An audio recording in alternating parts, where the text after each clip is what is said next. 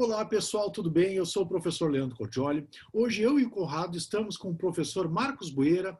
Ele é doutor em Direito pela USP, pós-doutor em Filosofia pelas universidades italianas, acabou o pós-doutorado dele no ano passado e lançou recentemente esse livro que é Temas de Lógica Deôntica e Filosofia do Direito. Já tem disponível para comercialização aqui no Brasil. Vou deixar o link, inclusive, na descrição do vídeo.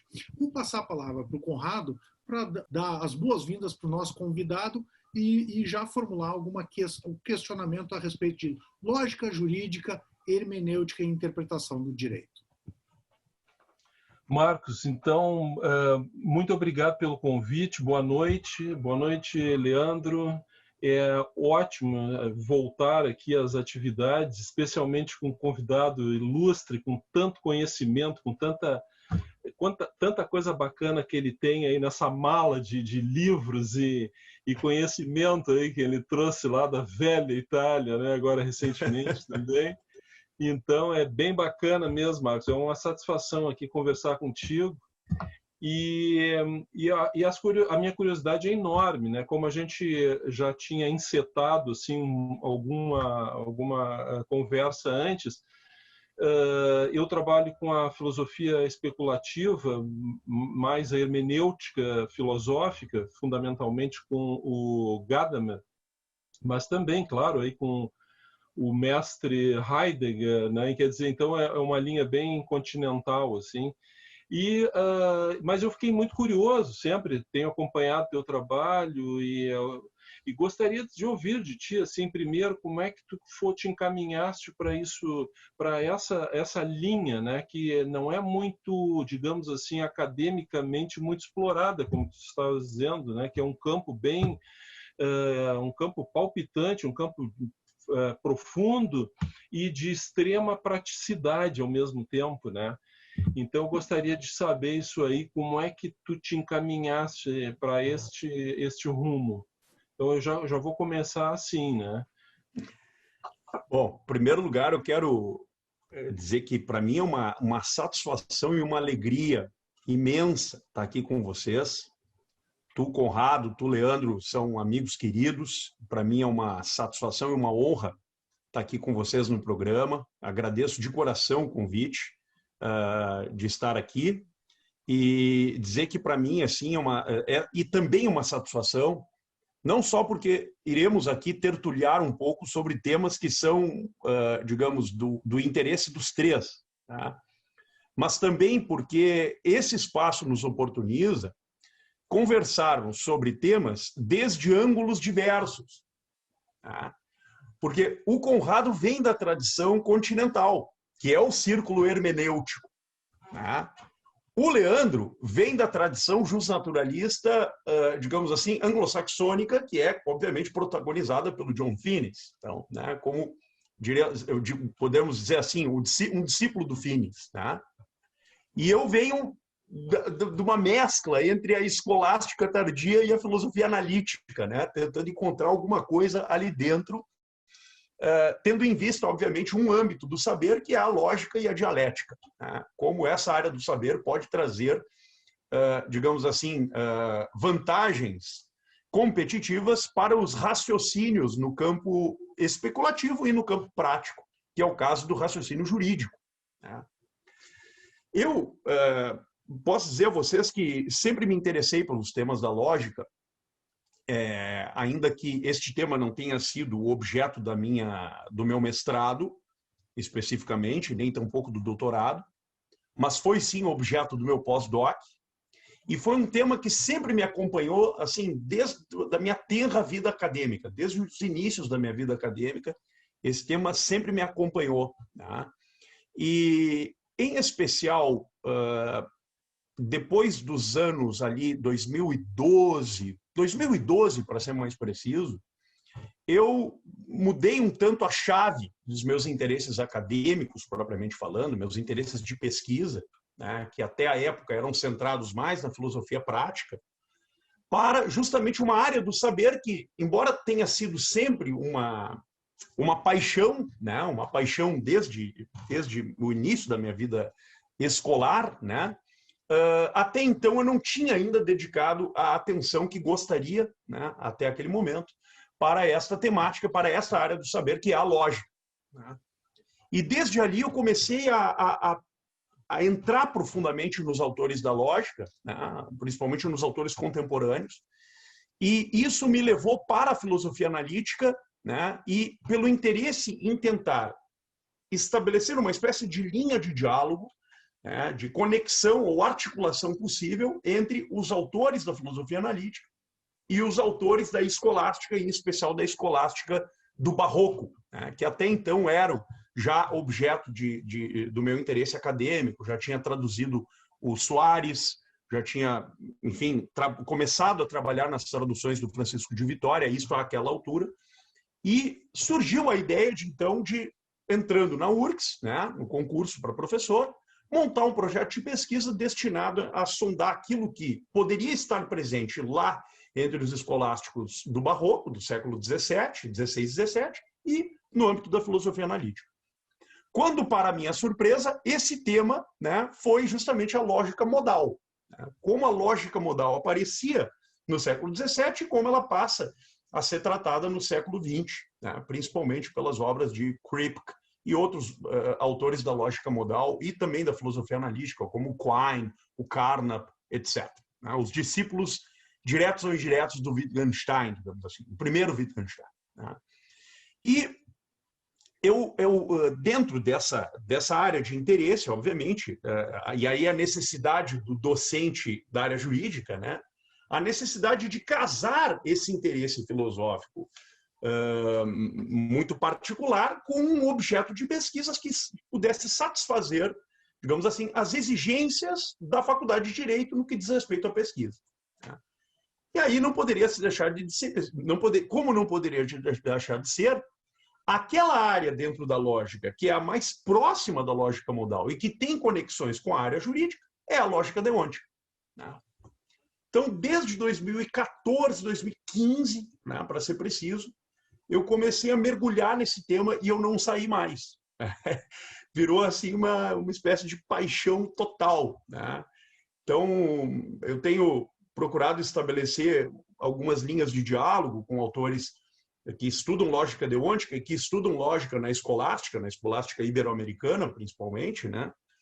E desde então eu tenho tido muito contato assim com alguns professores da área, alguns pesquisadores e acadêmicos da área, né? Mas aquele com quem eu mais tenho mantido assim um diálogo que do meu ponto de vista tem sido muito bom e muito profícuo e de muito aprendizado é com o grande mestre, professor Walter Redmond, né, que foi responsável pela tradução de muitos lógicos do Novo Mundo, né, do século XVII, dentre os quais o Antônio Rubio, o Frei Alonso de Vera Cruz, que tem sistemas de quantificação e sistemas de lógica modal muito avançados para o período em que viveram. Né?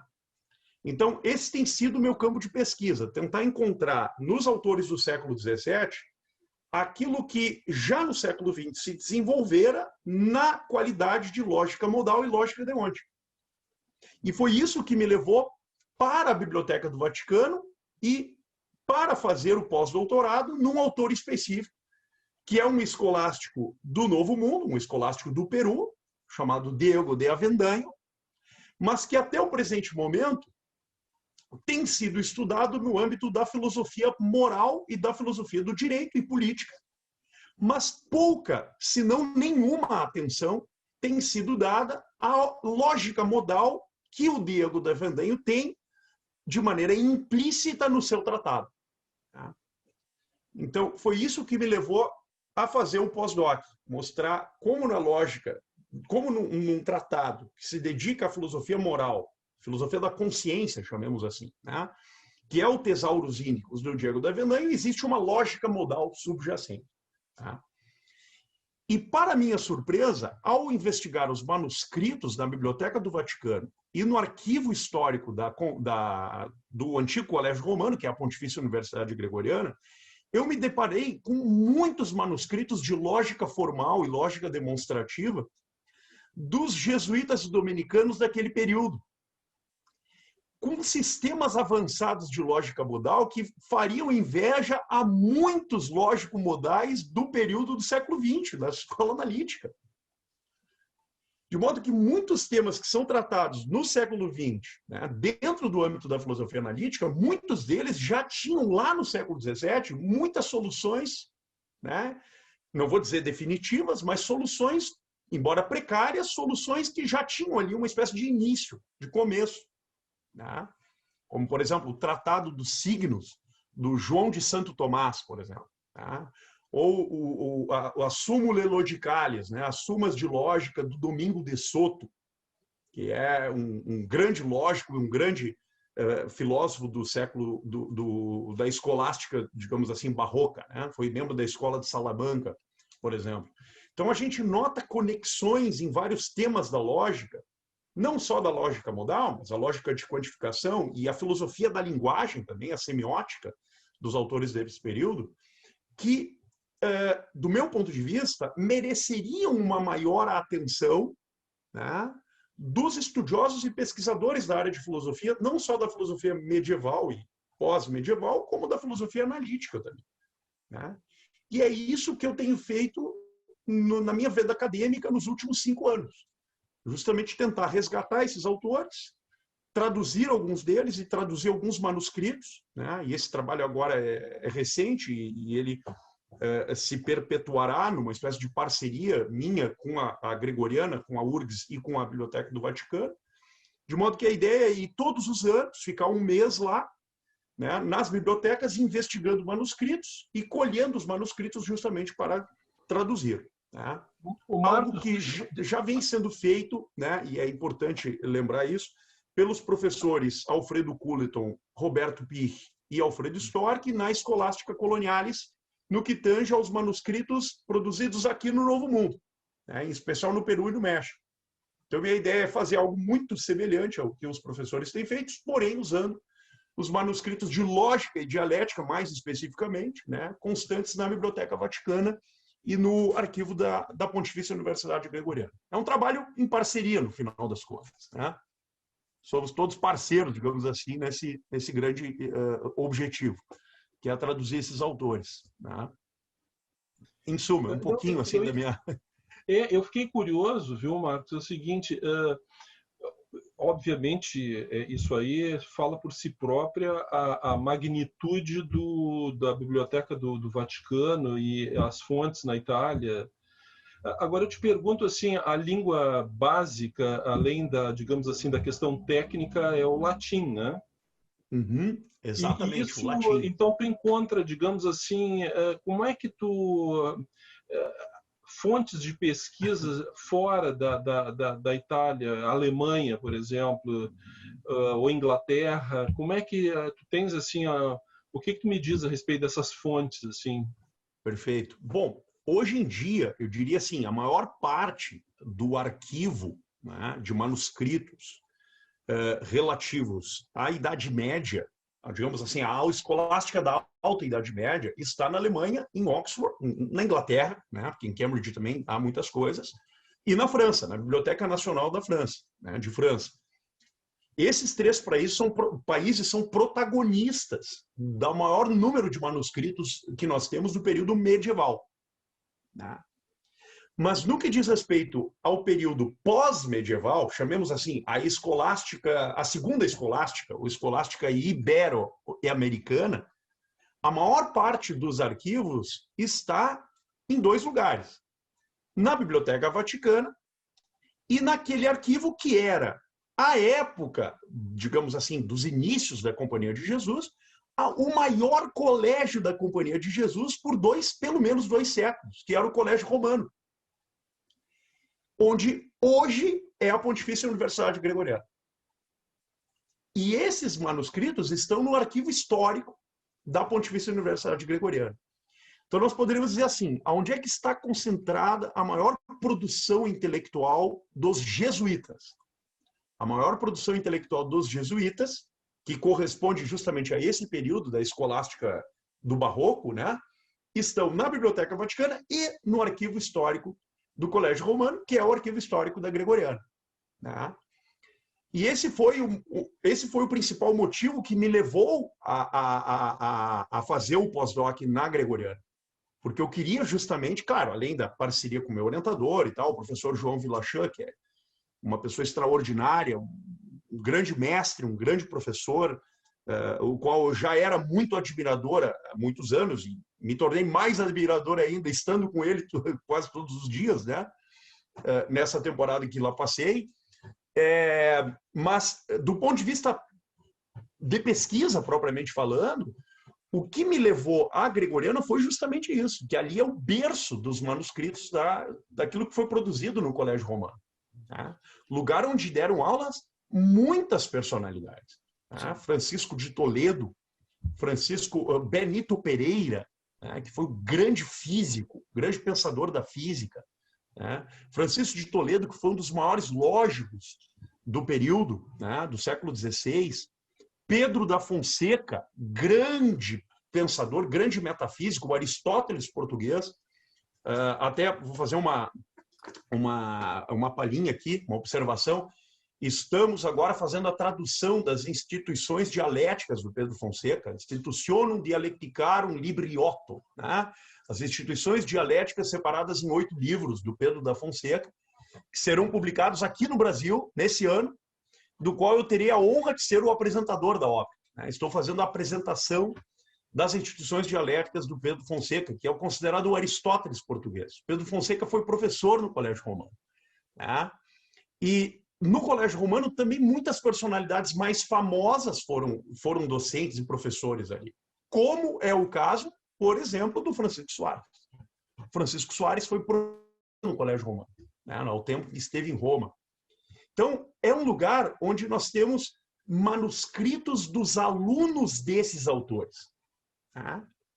Por exemplo, eu tive em mãos, só assim, a título de exemplo, né? Eu tive em mãos, na época, quando estava lá, o manuscrito original do cardeal Roberto Bellarmino, São Roberto Bellarmino, para a Igreja Católica, né?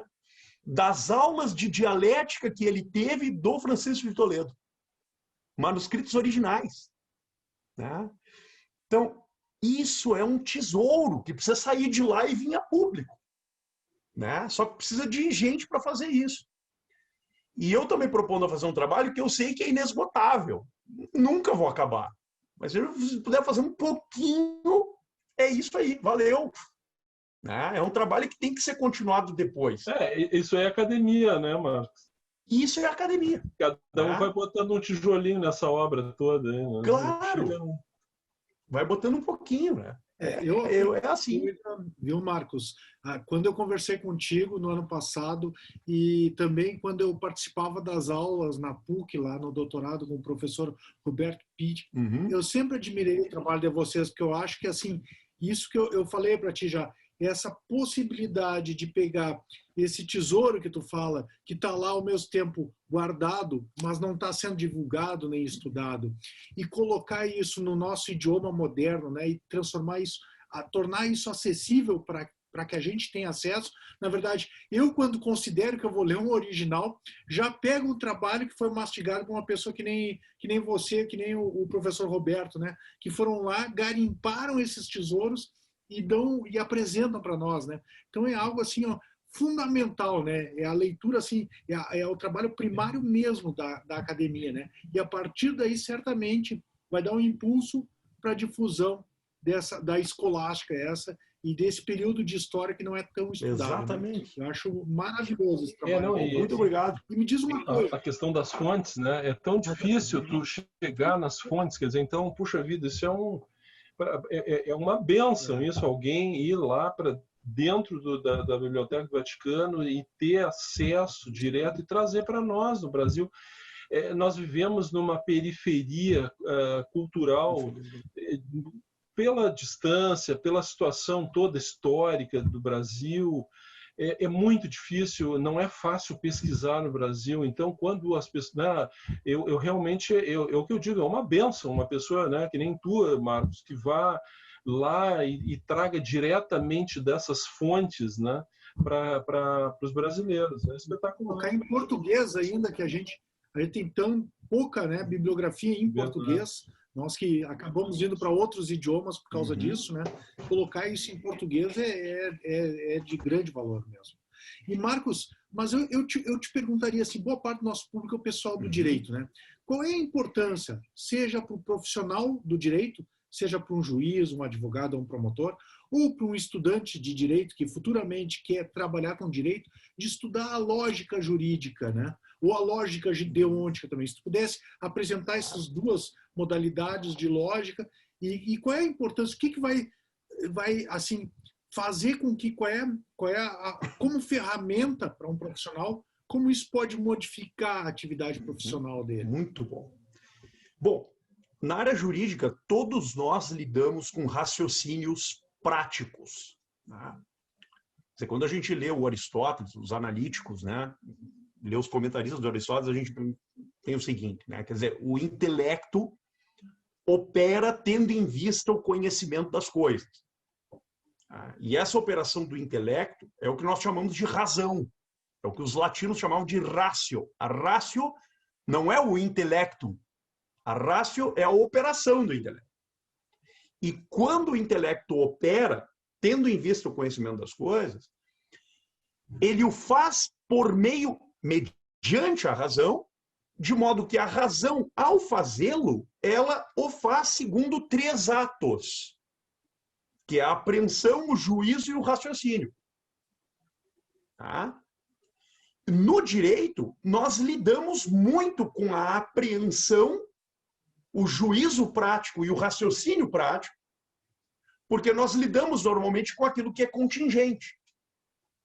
Tá? Quer dizer, eu estou diante de um, sei lá, vamos pegar um caso que hoje em dia é cada vez mais usual, né? Os chamados hard cases no direito, os casos difíceis.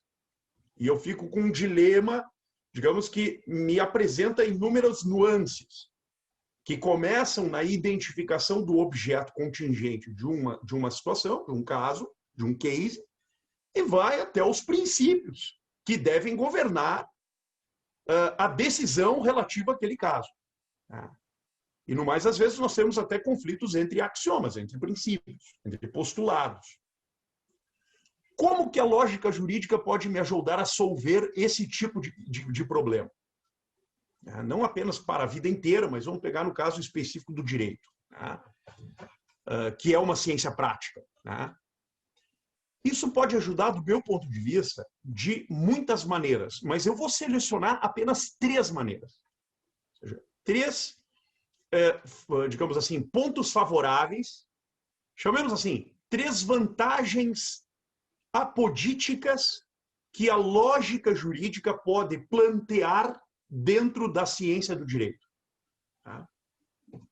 Primeira delas, a lógica jurídica pode levar alguém a aperfeiçoar o modo de argumentar. Os antigos usavam um termo para argumentação. Eles chamavam isso de silogismos, da onde vem a palavra silogismo. Um silogismo é nada mais, nada menos do que o modo como, partindo dos princípios primeiros, nós tendemos a certas conclusões. Por exemplo, no campo da filosofia especulativa, nós partimos de certos princípios que são evidentes, usar aqui um jargão do Aristóteles, dos analíticos, partimos de certos princípios que são evidentes, por exemplo, o princípio de não contradição, o princípio de identidade, por exemplo, o princípio do terceiro excluído, o princípio da geometria analítica, de que o todo é maior que a parte, e daí por diante. Princípios que são, por assim dizer, indemonstráveis por si mesmos, e, ao modo desse silogismo, nós nos dirigimos às conclusões. Conclusões que podem, e aqui entra o aspecto próprio do direito, a vantagem, a primeira vantagem.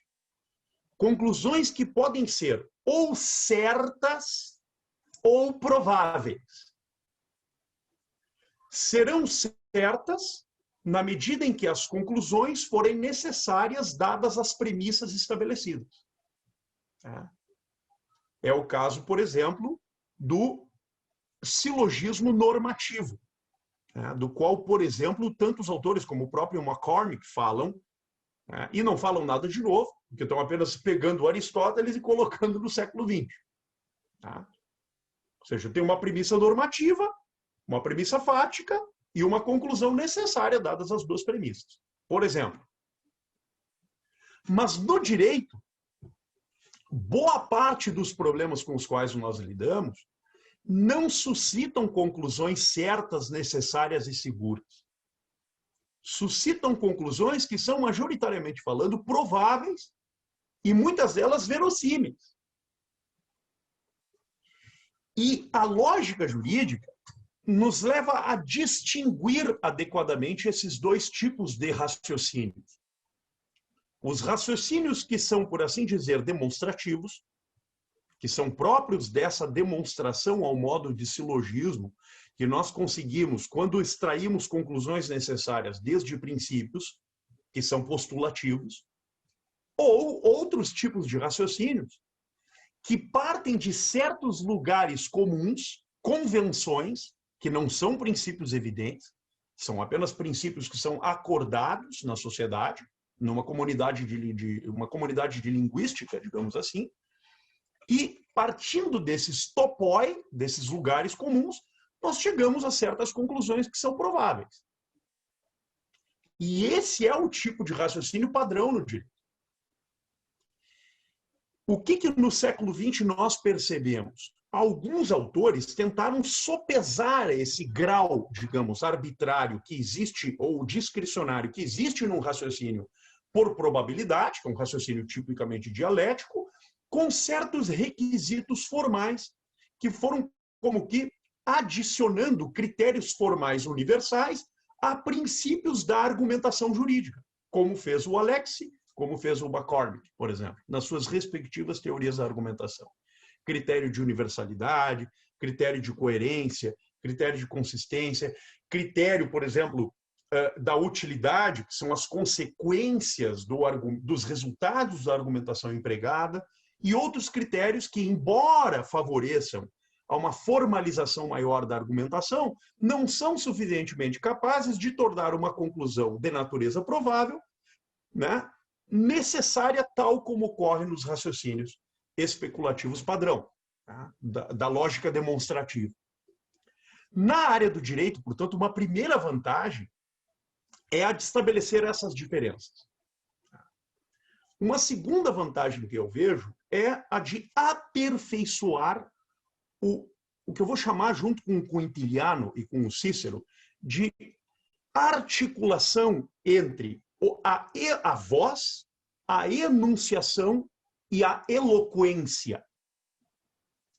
Aquilo que é dito por alguém, aquilo que é proposicionalmente representado com sinais gráficos disso que é dito, que é o que a gente chama de enunciado, ou conceito, né, que é a base de uma proposição, porque um conceito verdadeiro ou falso é necessariamente uma proposição do ponto de vista lógico, e disso um valor de verdade universal ou contingente que nós podemos extrair a partir disso, por meio justamente dessa manipulação que o discurso pode provocar na articulação dos conceitos, que não é outra coisa senão a arte da retórica.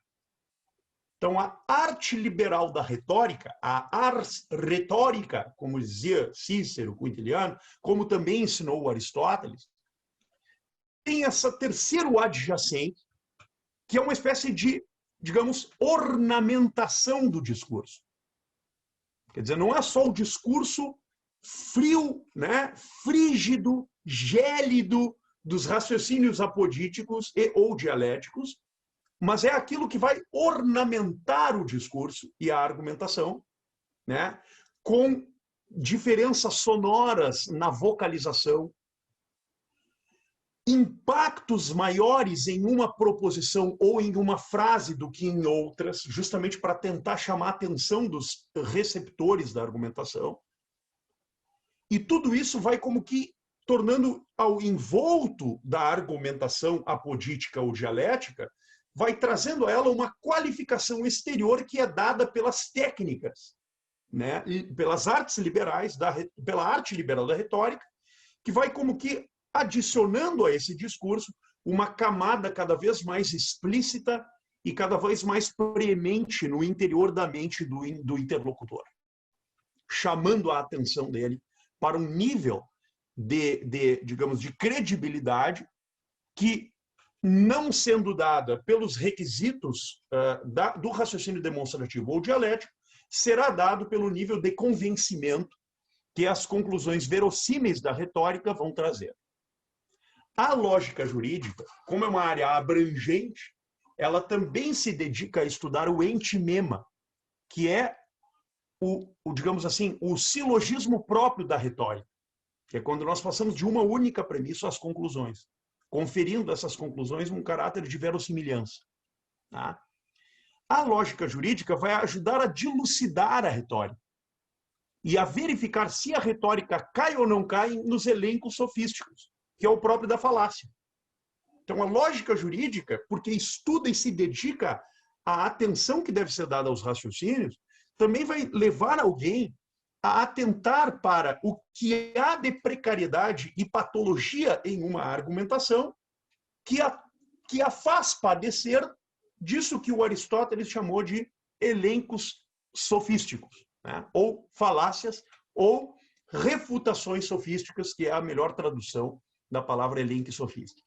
Então, essa é uma segunda vantagem. E uma última vantagem, sendo bem pontual aqui, para não falar sozinho, é a de que essa distinção entre a lógica formal e a lógica material, entre o raciocínio necessário, né, que obtém conclusões necessárias, que é o raciocínio demonstrativo, e o raciocínio que obtém conclusões prováveis, que é o raciocínio dialético, vai levar a uma última, ulterior divisão, que é aquela que é marcada pela lógica das teorias da argumentação, que é uma lógica de tipo dialética, baseada na probabilidade, que é mais usual, e uma outra lógica que não é filha da lógica jurídica, mas anda junto com ela, que é uma filha, essa sim, da lógica simbólica contemporânea, que é a lógica deontica. Que é uma matriz lógica, uma lógica, dentre outras tantas, lógica paraconsistente, lógica fuse, lógicas modais aléticas, nas suas mais diversas variantes, lógica de relevância, lógica epistêmica, ou seja, há uma miríade de lógicas contemporâneas. Uma delas é a lógica deontica, que tem como objeto central os operadores deonticos. A obrigação, a proibição, a permissão em sentido forte e a permissão em sentido fraco. A facultativa, digamos assim, que são os operadores da lógica deontica. E durante todo o século XX, você tem um debate rigoroso no âmbito da filosofia analítica e da lógica deontica, especificamente falando, para lidar com os operadores deonticos padrão. Para perguntar se as normas jurídicas, por exemplo, são enunciados capazes de ter valor de verdade. Ou se, como disse o Kelsen e o segundo Vollried, né, somente as proposições normativas e não as normas é quem possuem valor de verdade. Durante o século XX, nós temos uma variedade de autores, né, os mais diversos. Né? Por exemplo, Jürgen Jorgensen, por exemplo, que foi talvez o primeiro grande lógico deontico do mundo, Ernst Mali, o Georg Heinrich von Wright, que é o mais conhecido, né? Que é conhecido como o inaugurador da ciência da lógica deontica, com o velho artigo Deontic Logic, de 1959, né? O Georg Kalinowski, que é um dos grandes justnaturalistas do século XX, e é também, né, antes de ser um teórico do direito e da lei natural, do direito natural, né, que muito conversou com Michel Villey, por exemplo, o Kalinowski foi um lógico polonês da mais alta capacidade, né, tendo uma obra lógica anterior à própria produção na área de direito natural e lei natural. O Georg Kalinowski é um lógico deontico, né, do século XX. E lógicos mais recentes, né, que têm como centro digamos assim, como protagonismo maior a cidade de Buenos Aires, tá? Em especial na Universidade de Buenos Aires, sob a liderança dos grandes professores Carlos Alchorron e Eugênio Bulligin, tá? Que são, sem dúvida nenhuma, os últimos grandes lógicos deônticos da passagem do século XX para o século XXI, e que fizeram grandes discípulos, grandes pensadores da lógica deôntica. Podemos dizer que a lógica deôntica hoje tem três grandes centros, né? Um deles é a Polônia, outro é a Finlândia, onde está o grande Jaakko Rintikka, né? Que é talvez o maior lógico vivo do mundo, os quais há muitos discípulos do Rintikka, dentre os quais Immo-Nuttila e outros que se dedicam à lógica modal e deôntica, e aqui os nossos vizinhos castelhanos, os argentinos, né, que têm tido uma produção em lógica deôntica absolutamente notável, né, desde o Alchorron e Bulligin, com Pablo Navarro, José Rodrigues, e outro, Daniel Mendonça, que não é um argentino, é um paraguaio, mas é discípulo também dos professores Alchorron e Bulligin, e que, vejam, pasmem, são mais identificados com os positivistas, com autores do positivismo jurídico, mas mesmo ali tem dentro enormes desafios semânticos. Ali você tem interpretativistas, né, pensadores que são mais dworkinianos do que positivistas, e justnaturalistas também, que se adicionaram a essa escola e que com ela estão, em alguma medida, em profundo diálogo, né? Como posso dizer, eu mesmo sou um caso, né? Alguém que vem da tradução da lei natural, mas que tem um forte diálogo com os autores da lógica deôntica, né? Em especial dentro da lógica simbólica, propriamente falando.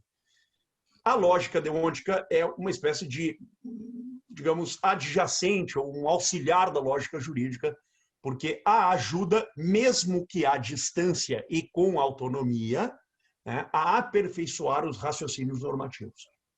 Né?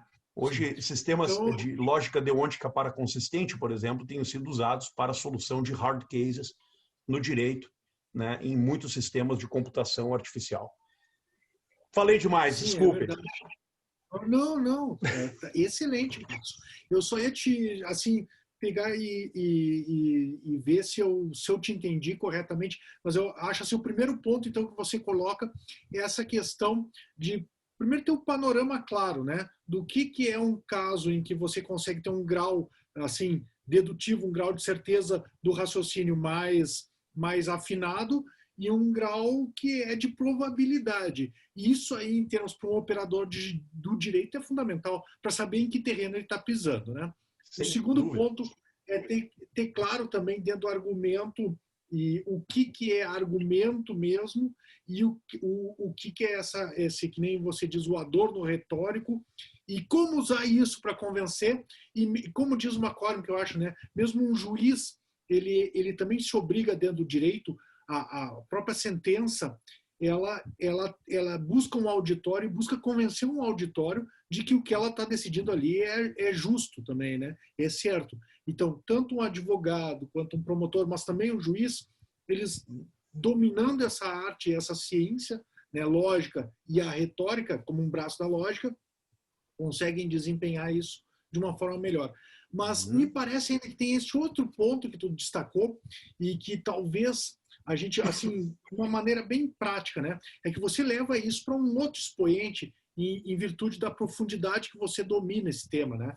Mas eu acho de uma maneira bem prática, para um operador do direito que está se interessando por entender o que é a lógica, qual é a função dela, da lógica para o direito, é não só fazer com que o direito desempenhe melhor e mais justamente, mas também tem uma função, eu digo assim, tanto a nível de defesa, por exemplo, um advogado, mas também para um juiz conhecer claramente, né? É importante, porque você consegue, que nem você diz, apontar as falácias da argumentação.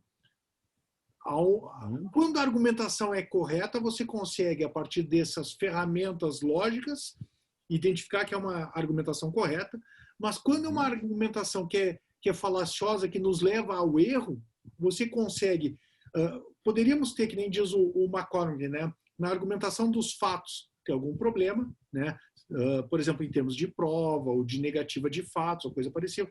Na argumentação jurídica também, mas a própria estrutura da argumentação pode também servir como um argumento jurídico, seja na acusação, seja na defesa, ou seja numa decisão judicial, né? Ou para sustentar a decisão judicial ou para atacar a decisão judicial, para sustentar uma peça processual ou atacar essa peça processual a um nível.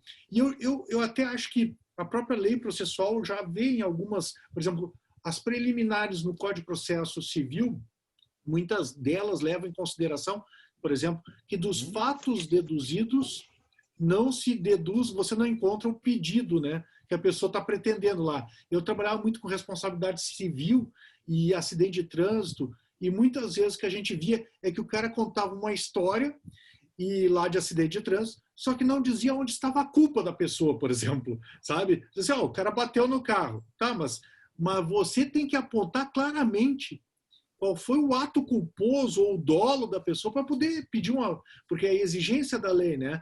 A culpa, o nexo de causa ou dano, né? Seja a intenção ou a culpa.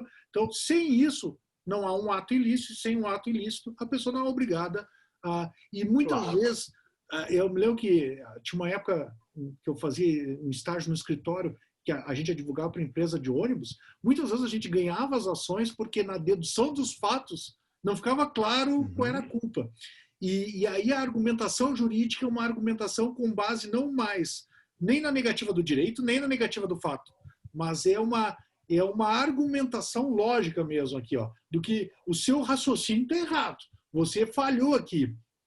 A lógica pode ajudar nesse ponto e a gente pode decidir, argumentar, propor defesas ou acusações, ou mesmo atacar uma sentença, ou propor que aquela sentença, defender uma sentença a teu favor, por exemplo, num recurso, com base nessas questões lógicas e esclarecendo quando os raciocínios são falaciosos ou não. O que você acha? Perfeito. Olha, a tua pergunta é excelente, Léo. É exatamente isso.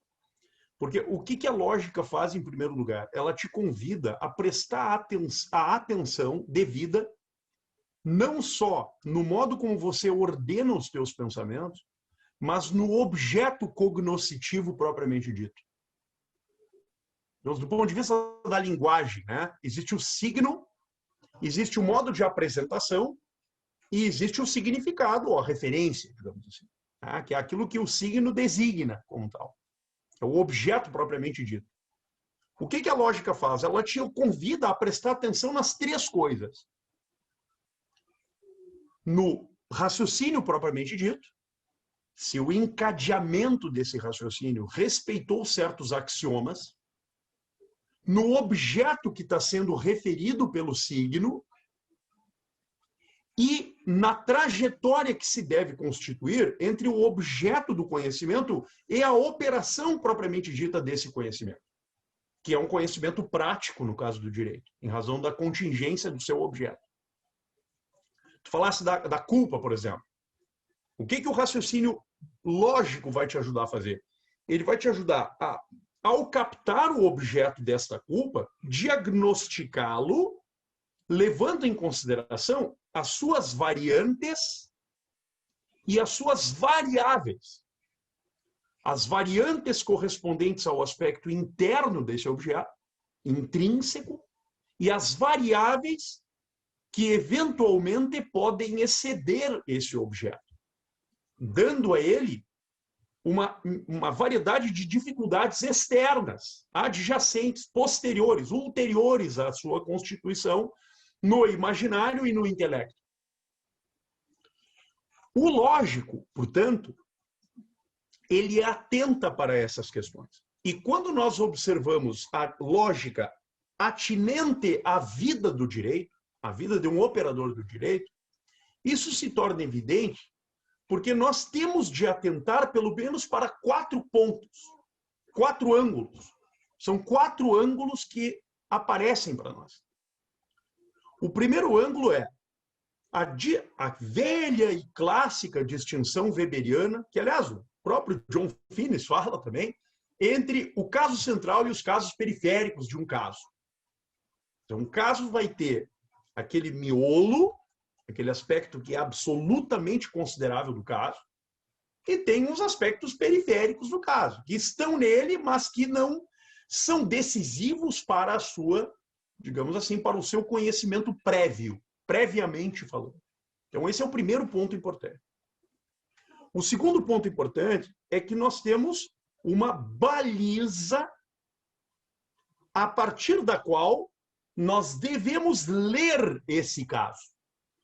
Ler a realidade desse caso, que é o que nós chamamos de enunciado normativo.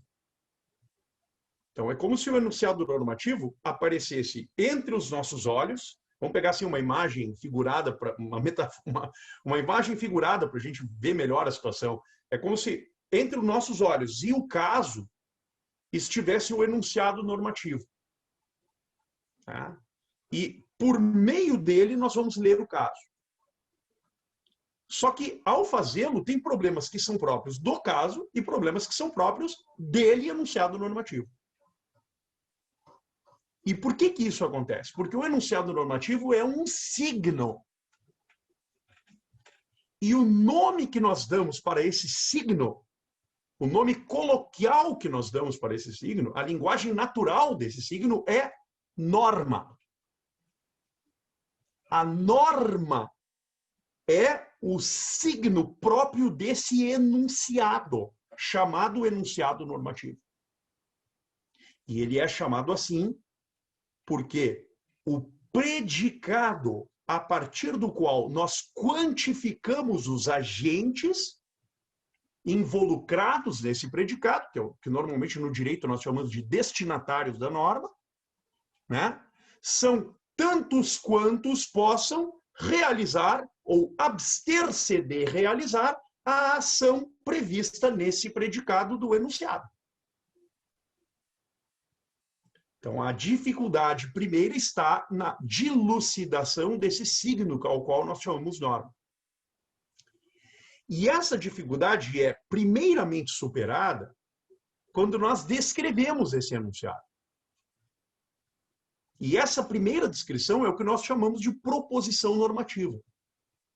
O Kelsen chamou assim, lá na teoria pura do direito e na teoria geral das normas. E essa descrição do enunciado, descrição rigorosa, tanto quanto possível do enunciado, é o que nós chamamos de proposição normativa. Só que a questão não acaba aqui. A questão é que, a partir da proposição normativa, existe um segundo, digamos assim, uma segunda etapa, que essa sim é o que nós chamamos de interpretação normativa, que vem depois da proposição normativa, que é o modo como nós queremos apresentar o sentido desse enunciado relativamente ao objeto, que é o problema do caso, na realidade concreta. Pegar um brocado do Frege aqui, sentido e referência. O sentido corresponde à proposição normativa. A referência corresponde à ordem que deve ser dada a partir da norma para este caso. Só que entre a proposição e a ordem existe uma coisa chamada interpretação. E aqui existe uma variedade de leituras possíveis do enunciado. E é justamente aqui que entra em aliança à analítica da linguagem normativa aquilo que o Conrado vai, creio, concordar comigo, aquilo que nós chamamos de hermenêutica.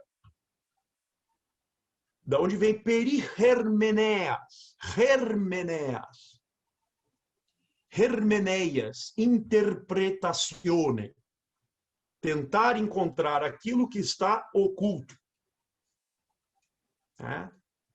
E por um esforço cognoscitivo de estabelecer perante o enigma uma postura que tende à aletheia, quer dizer, desvelar o que está lá oculto, o hermeneuta, o exegeta, vai como que tentando dissolver aquelas camadas, que, digamos, que misteriosamente vão impedindo o acesso do intérprete da proposição até a ordem.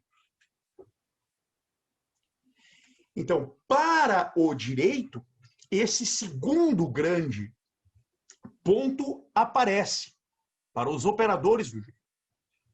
O terceiro ponto é que a lógica ela vai te levar a atentar de maneira mais rigorosa para o ato de decisão. Tá? A palavra decisão, decaidere no latim, né? Caso genitivo, do corte. Uma decisão é aquilo que corta. Tudo que corta, corta porque tem dois lados. Dois lados são pelo menos duas interpretações possíveis do mesmo enunciado. Então, cortar significa tomar pé por uma dessas alternativas. E o nosso sistema civilizatório, a sabedoria antiga, a sabedoria dos clássicos aqui, poderíamos falar assim, a título mais genérico, está em que isso que nós chamamos de decaidere foi algo institucionalizado na história da civilização humana. E o modo de institucionalizar essas coisas é o que nós chamamos de polis, civitas, regnum, imperium, assembleia, tribunal dos metecos e democracia. São modelos ou regimes, sejam eles regimes de governo, no caso específico das classificações, ou regimes políticos, falando de uma forma mais abrangente, geral, foram modos de organizar os atos de decisão segundo processos de deliberação anteriores à própria decisão, que podem ser feitos de uma forma institucional por uma assembleia ou podem ser feitos de modo individual por um agente público, que é o caso do magistrado. Então, qual é o limite semântico que nós temos? O limite semântico é essa circunferência formal procedimental que a grande conquista civilizatória que nós temos hoje, que é o chamado Rule of Law, ou Estado de Direito, ou Verfassungsstaat, que é o Estado Constitucional, nos forneceu. O que faz o Estado de Direito? O que ele faz? Ele tenta organizar os processos cognoscitivos, ora realizados por um ser humano individualmente considerado, ora por uma assembleia, ora por um grupo menor de pessoas, que é o que a gente chama normalmente de administração pública. Cada qual se destinando a tomar decisões sobre um âmbito específico da ordem concreta.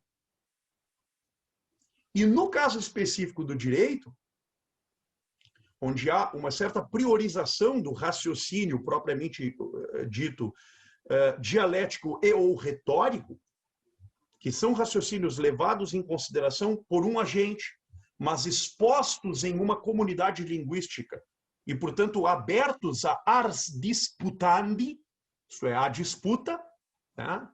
Ao diálogo, ao dissenso, ao confronto de ideias, ao confronto de posições. Essa institucionalização do Estado de Direito procura ofertar um estágio final naquilo que começa caótico e que, portanto, exige uma, de novo, decaidere, um corte, uma decisão. Porque quando nós olhamos para o caso concreto e verificamos os acidentes, aquilo que diz respeito aos casos periféricos, o que nós estamos fazendo? Nós estamos atentando para aquilo que é o mais particular, o mais contingente.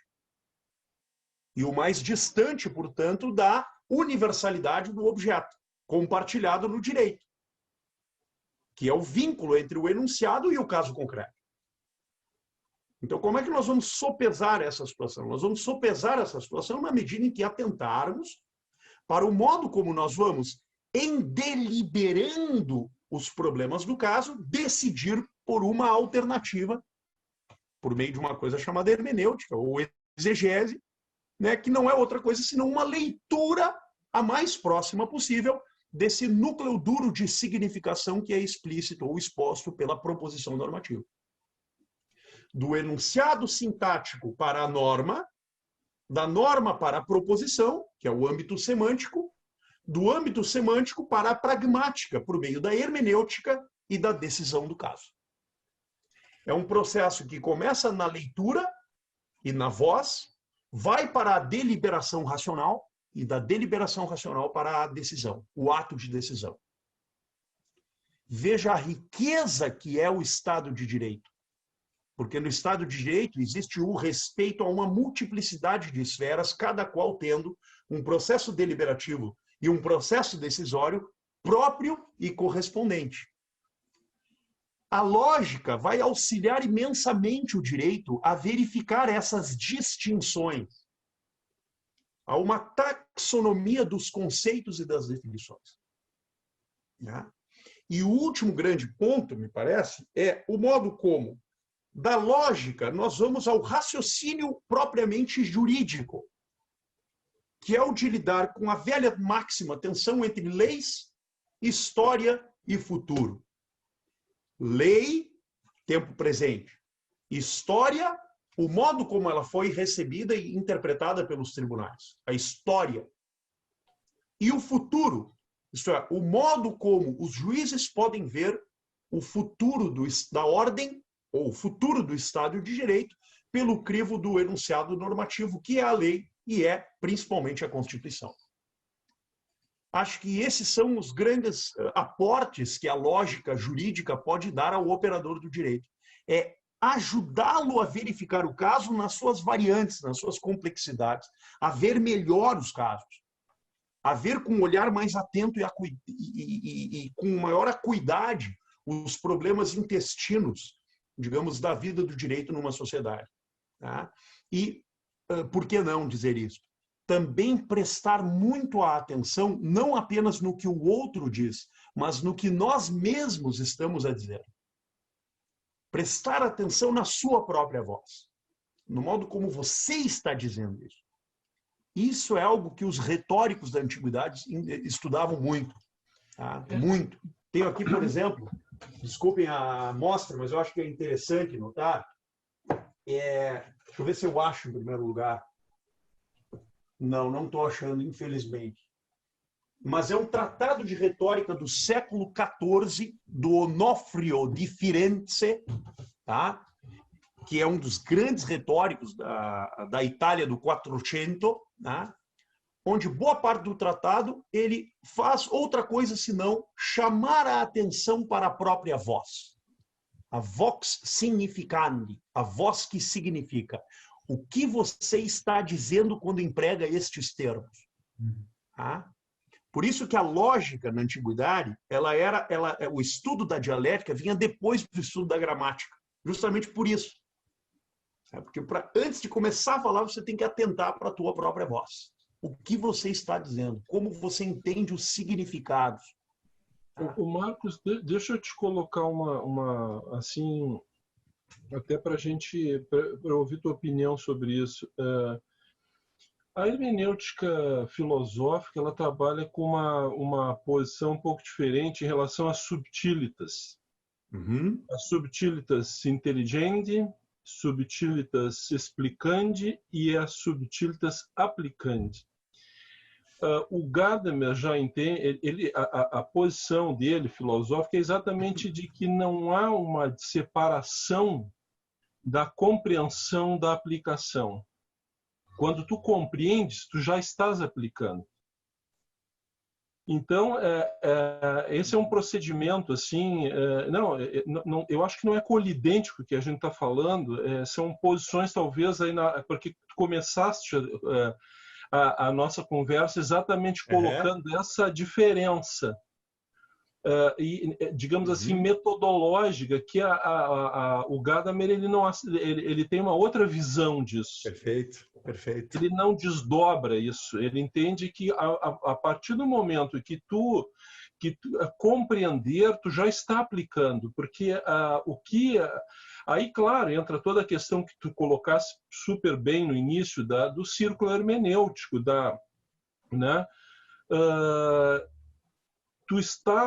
ele trabalha com aquela ideia em alemão se diz Wirkungsgeschichte-Bewusstsein, que é a história, a consciência da história efetual. Quer dizer, o indivíduo, quando tu percebes a história, tu é o efeito da história que também ela está tendo efeito.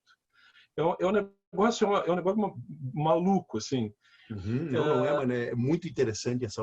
É porque o que acontece é que há uma sinergia, não tem um ponto parado, tu não tem como dizer, olha, o cara é o... Isso, claro, há uma grande discussão em relação ao relativismo, né? Mas é isso que eu queria, assim, que tu voltando lá no início, né? Esse desdobramento, porque, na verdade, eu não sei, vejo, assim, né? Observando nossa conversa, uma metodologia, né? E na verdade, o Gadamer, há uma metodologia, mas não é uma metodologia desta forma, vinculada quase digamos assim, seria a Naturwissenschaft quase, né? Perfeito. É aí que vem a grande diferença da Geisteswissenschaft, né? Então eu estou colocando isso aqui só para fazer um imbróglio, né? Não, imagina, são questões muito interessantes, muito que eu mesmo. acho que é bacana de ver, porque é difícil para a gente que trabalha com a hermenêutica filosófica observar uma visão muito, vou usar agora até um pleonasmo aqui, uma visão muito lógica, né? Mas é exatamente isso, né? Porque, claro, não que obviamente que tudo tem que ter lógica, senão há uma acusação da hermenêutica contra a hermenêutica filosófica, que ela é irracionalista, né? Mas não é verdade, isso claro não é isso. Hã? Claro que não, concordo plenamente contigo. Essa acusação é falsa, é injusta. Eu acho que são visões assim diferentes, né? Eu acho que são posições, né? Então eu queria ouvir de ti isso. Digamos assim, me parece que essa visão ela é muito internalista, assim, da hermenêutica filosófica, da compreensão de tu já, né, o intérprete, na verdade, ele já está atuando, quando ele compreende, ele já está interpretando, né? Então eu gostaria de ouvir um pouquinho sobre isso, assim, aí como é que tu vê essa posição, hein, Marcos? Perfeito. Muito boa pergunta, Conrado, por várias razões, tá? Mas me parece que uma delas é esta, a de que, e falávamos isso antes do programa, né?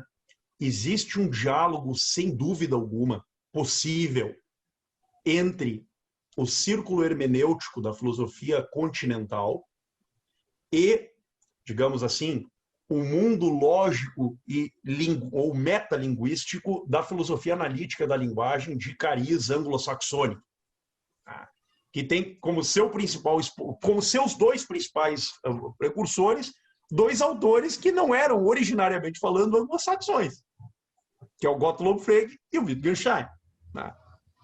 Então, aliás, está aqui de mim, está aqui atrás. O austríaco e o outro alemão, né? E o outro alemão, exatamente. Então, o Wittgenstein era austríaco. No frigir dos ovos, eu usei essa figura da natalidade, digamos assim, dos dois precursores da filosofia analítica, em tom de brincadeira, mas essa brincadeira tem um fundo aqui intencional, que é o seguinte: existe sim um canal de diálogo entre as duas tradições, sem dúvida. E esse me parece um ponto central. Porque quando nós falamos em pré-compreensão, compreensão e autocompreensão, vamos usar assim os três níveis, digamos assim, de compreensão na tradição hermenêutica, eles manifestam muito mais pontos de contato do que pontos divergentes entre ambas as tradições. Claro, nós poderíamos dizer o seguinte, não, existe uma diferença de ângulo de análise sobre esse mesmo ponto. Sim, isso sim. Tá? Enquanto uma tradição foca mais nas distinções conceituais e no aspecto lógico, metalinguístico presente na forma de apresentação e abordagem desses temas, a tradição hermenêutica, por outro lado, ela tenta, de alguma forma, mergulhar no que eu vou chamar aqui de substancialidade desses nós epistemológicos. Tá? Numa espécie de fusão entre a forma e a matéria da argumentação, vamos dizer assim. Tá? Enquanto a tradição analítica, ela foca mais na forma da argumentação do que propriamente na matéria. Mas se nós separássemos rigorosamente essas duas tradições, levando em consideração essas duas conclusões, me parece, nós estaríamos faltando com a verdade de ambas as tradições, porque, no fundo, ambas têm um método e uma verdade. Vou usar duas expressões que são caras ao próprio título da obra do Gadamer. Né? Ou seja, há uma verdade e método presente nas duas tradições. E, singularmente, na obra de cada um dos autores dentro dessas tradições. Porque não há só concordância entre o Gadamer e o Heidegger, por exemplo. Ou entre, sei lá, vamos pegar a primeira geração dos autores que, de alguma forma, iniciaram essa escola, por exemplo, o Edmund Husserl, por exemplo, né? Que tem uma miríade de variantes, que vão de, sei lá, Edith Stein até o próprio Heidegger. Então, dentro de uma tradição também não existe unidade, sintonia e concordância completa. Muito antes, pelo contrário, existem muitas diferenças internas nessas tradições. E na tradição analítica também. Eu até arriscaria dizer que existe muito mais divergência entre o primeiro e o segundo Wittgenstein do que se pode imaginar. Né? Claro que isso é óbvio quando nós estudamos a obra do autor, mas eu me refiro não à obra dele apenas, mas à repercussão que isso teve na história da filosofia analítica. Tá? Ora, na filosofia, na parte da filosofia analítica que se manteve presa ao primeiro Wittgenstein, ora, os filósofos da linguagem ordinária. Tá? Então, tudo isso nos apresenta uma miríade de dificuldades que, do meu ponto de vista, quando enfrentadas, elas mais apresentam consonâncias e linhas de diálogo, mesmo com divergências aqui e acolá, do que uma separação completa, absoluta e intocável. Né? Então, eu sou daqueles que acreditam que existe sim um problema, uma diferença de ângulo analítico, sim, certamente, mas essa diferença de ângulo não impede, todavia, um certo compartilhamento nos objetos do diálogo e da cognoscibilidade em geral.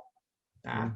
E me parece que esse problema do direito propriamente dito, que é o problema da interpretação do direito, a interpretação da normativa e da interpretação dos casos, né, suscita problemas que trazem a essas duas escolas imensas dificuldades. Dificuldades que são aporias que são superadas muitas vezes, não com a separação total, mas pelo contrário, né, com a unidade, um dar-se as mãos. Né? Essa estrutura da pré-compreensão, compreensão e autocompreensão é algo também presente na epistemologia analítica, por exemplo. Né? Mas o modo de apresentar esses dilemas difere um pouco daquele modo usual dentre os alunos do Heidegger, né? Como era o caso do Gadamer e como é o caso do próprio professor Wittgenstein, a quem eu presto uma total reverência e carinho e agradecimento por tudo que aprendi com ele e certamente continuo aprendendo. Né? Então, eu acho que existe muito mais diálogo do que um dissenso puro e simples. É assim que eu veria, Conrado, esse ponto. Bacana, interessante. Deixa eu botar digamos assim, um tempero histórico nisso para a gente conversar sobre isso também. O que tu achas? Assim, o que tu pensa a respeito da tradição da filosofia analítica, né, nos países digamos assim, anglo-saxônicos, anglo-americanos, digamos assim, né? essa vinculação política, porque tem digamos assim, um entrelaçamento forte com as liberdades públicas, de tirar os laços com as questões religiosas, uma afirmação de laicidade. O que tu achas disso aí, hein, Marcos? Assim, já no continente já tem uma história um pouco diferente, assim, já tu podes ver assim que os alemães, dificilmente algum filósofo, especialmente nessa área, não tem um pezinho dentro da teologia, né? O próprio Heidegger era teólogo também, né? Ele tem uma formação teológica. E o que tu achas disso aí, dessa questão? Porque eu acho que isso é um negócio interessante, entra um pouco na filosofia política aí, né, Leandro? A gente sai um pouco da lógica, né? Eu acho que a gente saiu, por exemplo, um pouquinho assim, só para... Claro. Né? Eu acho tão bacana, porque é interessante, assim... não, eu digo isso porque é um negócio interessante, assim, te ver, né, trabalhando bastante dentro assim, muito próximo à filosofia analítica, né? Como tu fizeste uma descrição já no início, mas lá em Roma, né? Pesquisando dentro da biblioteca do Vaticano, é um negócio interessante, né? Porque tu tá ali no meio da toda a tradição teológica, católica, né? É bacana. Então é meio provocativo isso também, porque eu acho ótimo. Entra um pouco dessa linha da reforma, né, do Calvino, e essa coisa toda aí, né? O que tu diz disso aí, hein, Marcos?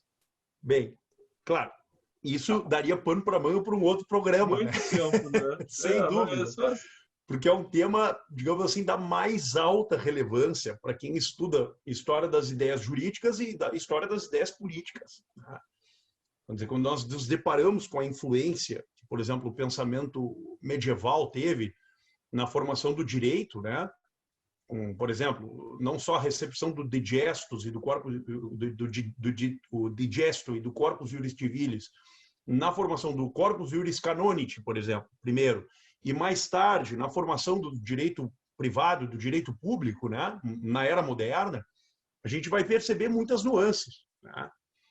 Eu tenho a impressão, em síntese, que as linhas, digamos assim, reformistas de recepção e exegese, não só das Sagradas Escrituras, como das fontes primevas do cristianismo, elas receberam uma interpretação que, de algum modo, favoreceu, por vários motivos, a separação entre as duas jurisdições, a jurisdição eclesiástica e a jurisdição civil, né? Por vários motivos. Por exemplo, no reinado do Jaime I, por exemplo, da Inglaterra, né? Você tem ali uma acumulação da autoridade civil e espiritual na figura do rei, do monarca. Isso é algo que existiu também na história da Alemanha, em especial na Bavária, mas não é algo que se cristalizou com tamanha força como ocorreu na Inglaterra, né? Que tem, por exemplo, como chefe da igreja local, a chefe de Estado. No caso, a Rainha Elizabeth II, é chefe da igreja anglicana. Do Henrique VIII, né? Henrique VIII, desde o Henrique VIII até hoje. Então, o que nós percebemos? Nós percebemos que na história da recepção das fontes, se favoreceu no mundo anglo-saxônico e nos Estados Unidos, por recepção ao modelo inglês, de algum modo também, há um processo crescente de secularização das instituições civis e políticas. Coisa que, obviamente, não desapareceu do ponto de vista espiritual, que é muito diferente. Por exemplo, se fala em nome de Deus, na Constituição, nas fontes clássicas do direito constitucional inglês, não há uma Constituição, mas há fontes históricas, né, que levam ao chamado British Constitution, né, como diz lá o Walter Bagehot, Então, nessa pluralidade de fontes que constituem o direito constitucional inglês, você tem referências ao espiritual, a Deus, propriamente falando. Mas você não faz disso, digamos, uma norma que arquiteta as instituições do rule of law, como ocorre no continente. Só para não perder o passo, claro. Viu, Marcos? Assim, ó, é uma coisa que chamou agora a atenção, né, que sempre chama, né? O presidente dos Estados Unidos, quando toma posse, ele jura sobre a Bíblia, né? Sim.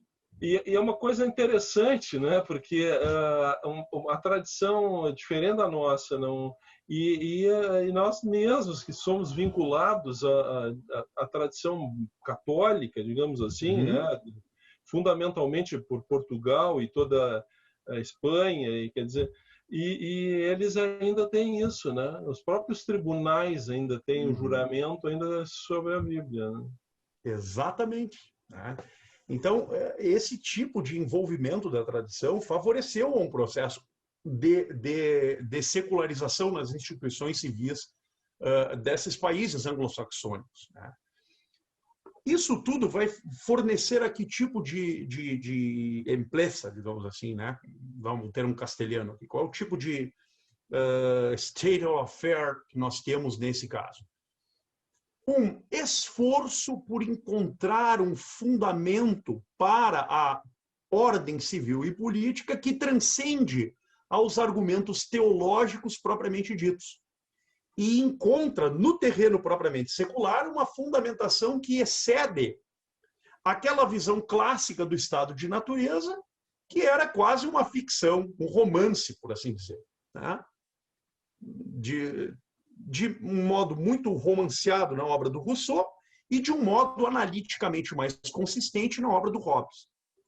Então você tem esforços na filosofia política contemporânea com tentar oferecer uma resposta às liberdades civis e políticas, tendo em vista um panorama justificativo e explicativo, que no fundo é autoexplicativo, de cariz secular, que é o que acontece, por exemplo, com a filosofia política do John Rawls, né? Para usar um exemplo, que há um estilo notadamente analítico de exposição dentro da filosofia política, mas que tem uma espécie de razão secular por trás, que tenta, ao desvencilhar o panorama autojustificatório das liberdades civis e políticas do aspecto teológico, colocar no lugar uma nova versão, né, secular a respeito da ordem civil e social, do ponto de vista da fundamentação dessa ordem civil e social. Isso é notável, assim, do meu ponto de vista, pelo menos, de maneira muito clara na obra do Rawls e de outros autores também, né? Como a Martha Nussbaum, a Amartya Sen e outros. E mesmo aqueles que têm uma base teológica têm um modelo de exposição que é notadamente analítico, que é o caso do Finis, por exemplo, né? Que tem uma teoria da lei natural, mas que tem um modo de apresentar a lei natural que é secular, entre aspas. Vamos chamar assim, há uma prioridade epistemológica na exposição da teoria da lei natural, que não é de nenhum modo ancorado numa teologia, vamos dizer assim, tá? Então eu noto isso mais claramente no mundo anglo-saxônico do que no mundo continental. Mas só não quer dizer que vocês não se tenham grandes intelectuais germânicos e pan-germânicos que tenham essa maneira de apresentar. Claro que existe, eu poderia citar uma miríade deles, mas há uma certa priorização epistemológica e analítica no mundo anglo-saxônico em razão dessas fontes, né, histórico-sociais, que são muito preementes, né?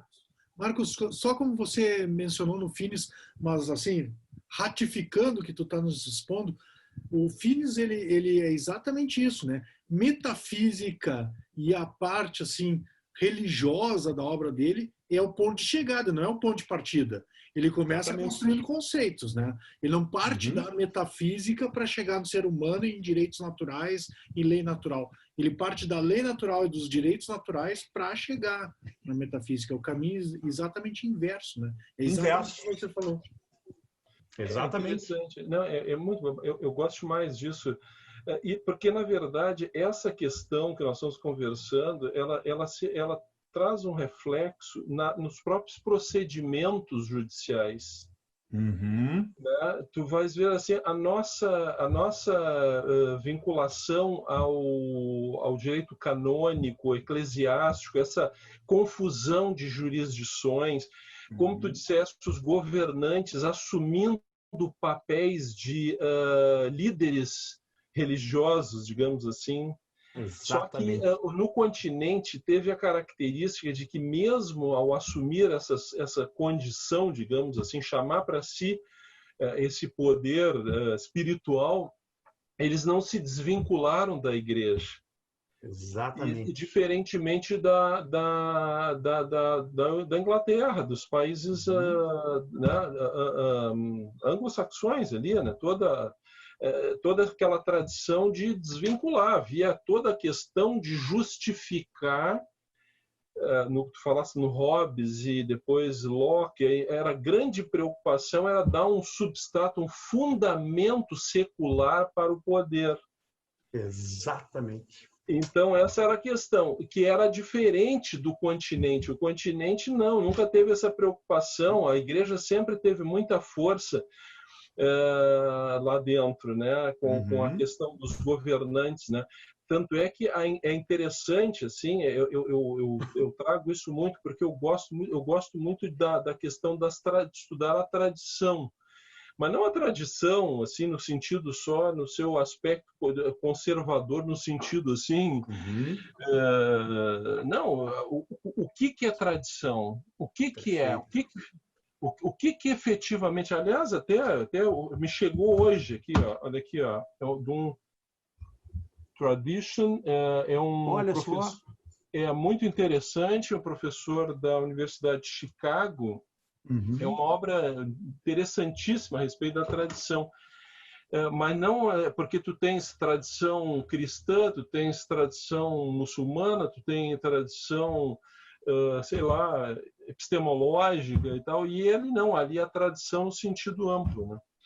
Mas é muito bacana isso, eu gosto porque isso vai se refletir todo um aspecto dentro do próprio procedimento. O meu objeto filosófico de estudo é o próprio processo penal, assim, né? Uma das coisas que eu me interesso, né? Mas na verdade isso tem um reflexo tremendo. Como é que isso foi se montando para chegar, por exemplo, no júri nos Estados Unidos, na Inglaterra, né? Perfeito. Da onde que depois, claro, depois foi para os Estados Unidos com perfis diferentes e tal, mas a base é a mesma. E como é que nós trabalhamos dentro da visão, a nossa visão? Eu até escrevi um artigo que é o Albertus Gandinos, que era um juiz jurista, né? E o Alberto Gandinos foi o primeiro juiz jurista. Então, no século XIV, se não me falha a memória agora, e o Gandinos, ele tinha, assim, ele havia, na época, uma preocupação, ele se interessava fundamentalmente pelos luminares da época, né? Mas a grande preocupação dele ainda era aquela quase que teológica, de procurar no indivíduo, na verdade, ele procurava na alma do indivíduo a culpa. Então ele era um juiz criminal, né? Então ele queria ver a culpa, né?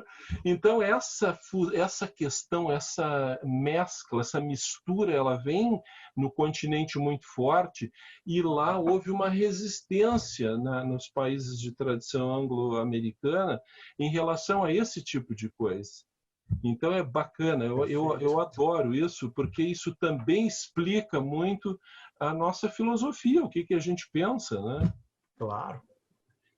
Tu tem também um grau de ceticismo muito grande nos países da chamada British Commonwealth, né?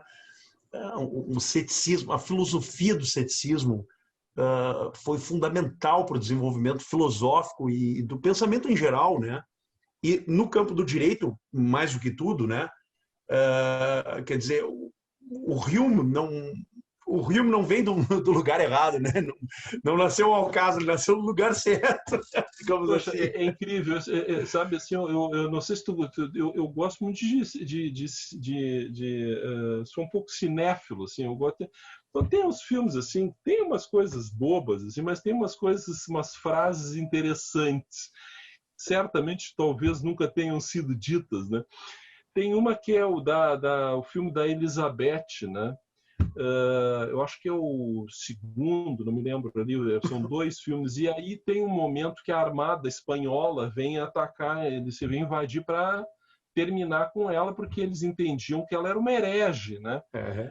Em virtude da questão do pai dela que criou a igreja anglicana, e eles, não, só um pouquinho, a católica, o resto é herege.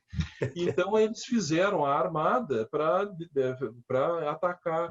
E aí ela diz assim, ela conclama ali os soldados e diz: vocês é que sabem, lá vem a armada espanhola, como é? Trazendo no seu ventre a Inquisição. Eles não, olha o argumento. Eu usei isso aqui para mostrar a força do argumento, que para eles não isso mexe com eles, né? Claro. Essa liberdade como tu disseste, né? Quer dizer, eles já têm isso introjetado já de séculos, essa coisa historicamente da contestação da coisa, né? É bacana, é muito legal. Tu vê que, e mesmo no período lá na Idade Média, quer dizer, a gente pega, por exemplo, o João Sem Terra, né? O caso da Magna Carta, o famoso caso da Magna Carta, né? Quer dizer, o que foi que levou a disputa tributária, né? A disputa tributária. O cara queria fiar a goela abaixo do pessoal mais tributo. Os caras, não, aqui não. Sem o nosso consentimento não tem conversa, né? E é tão interessante isso. Os caras têm uma coisa muito interessante. E para mim sempre foi assim um aspecto extremamente pitoresco, é que dentro desta tradição cética mesmo que tu colocas, né, muito bem, assim, eles têm a monarquia ainda, né?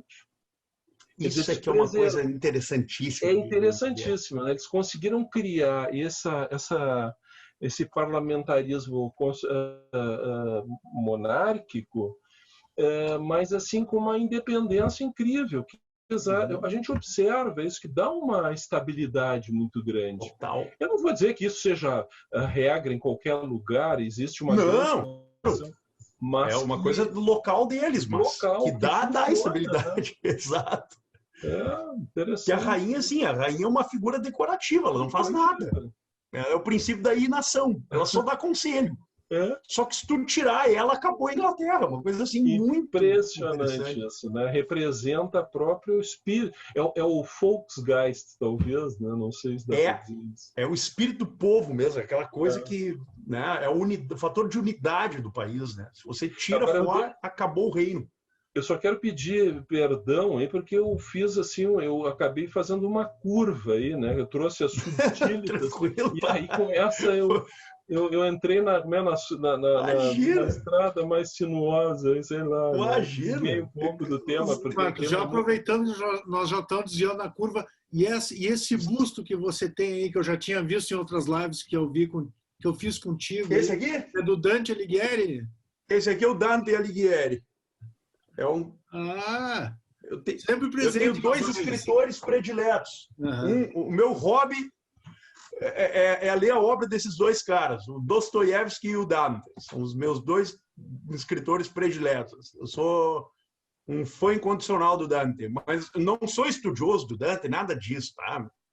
Sou um curioso, um cara que gosta de ler as obras dele e as obras do Dostoiévski, mas não sou um conhecedor, nada disso. Marcos, e me diz uma coisa, qual é a perspectiva para a questão da lógica no direito aqui, futura no Brasil? Tu acha que é um campo que está se desenvolvendo e os estudantes estão se interessando? Tem acompanhado que você tem feito grupos de pesquisa na URGS, mas também tem promovido os cursos virtuais em lógica jurídica, e o pessoal sempre me contata para se preparar para os teus cursos, né? Como é que tu acha? Isso está se desenvolvendo? Bom, o que nós temos, né? Nós temos um número pequeno, mas muito bom, eu diria, de pessoas estudando lógica deôntica nos cursos e nas faculdades de filosofia. Tá? Tem muita gente na filosofia estudando lógica deôntica. Muita não, pouca gente, né? Claro, para o padrão brasileiro bastante, porque o Brasil é um país de tamanho continental, né? Então há um número razoável de pessoas estudando lógica deôntica na faculdade de filosofia. Na faculdade de direito, pouquíssima gente. Tem 3 grandes centros hoje que estudam lógica deôntica. Na USP, o professor Juliano Maranhão tem um grupo de lógica deôntica, mas o foco mais específico dele é computação e direito, lógica e informática, e a lógica deôntica atrelada a esse universo da inteligência artificial, etc. O professor César Cerbena, na Universidade Federal do Paraná, tem um grupo de informática aplicada ao direito e lógica deôntica, que tem ali um grupo muito bem consolidado, enfim. E aqui na URGS, nós temos um grupo de pesquisa, né, de lógica deôntica que procura estudar os autores clássicos da lógica deôntica. Eu procuro ler com os alunos, semestre a semestre a gente lê esses autores, estuda essas obras, enfim. E eu estou orientado um número pequeno ainda, mas importante do meu ponto de vista, de trabalhos em lógica deôntica. Tá? Lógica deôntica e filosofia analítica da linguagem normativa. Então, a gente tem tentado fazer um trabalho justamente para tentar maximizar o acesso a esse tema. Né? E, claro, a internet hoje em dia é uma ótima ferramenta para isso. Né? Na medida do possível, a gente tem feito assim, cursos abertos, que na verdade não são cursos pagos, pelo contrário, são cursos abertos, né?